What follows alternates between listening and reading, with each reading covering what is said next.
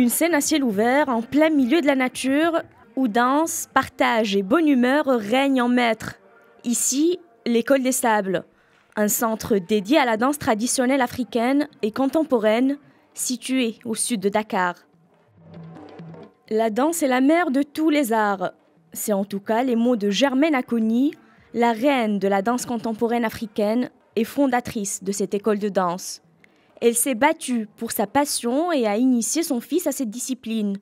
Patrick Acogny a repris aujourd'hui le flambeau. L'École des Sables propose ça, danse traditionnelle mais aussi danse contemporaine, c'est-à-dire une façon de travailler avec les danses traditionnelles vers le contemporain.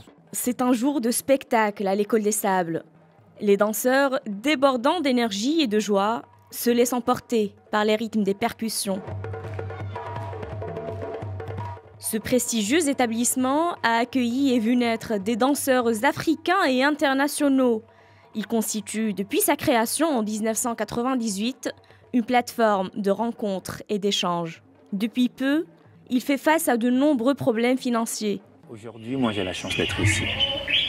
J'ai la chance d'être ici et tout ce que l'école m'apporte aujourd'hui, j'aimerais vraiment que d'autres aussi aient cette chance de venir ici.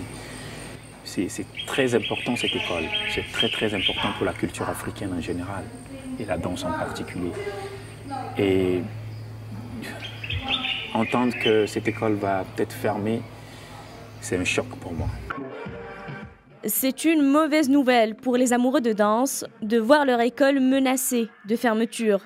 Cet endroit œuvre depuis 20 ans déjà pour le développement de cet art, afin de permettre aux danseurs et chorégraphes venus d'Afrique et du reste du monde de vivre de leur passion.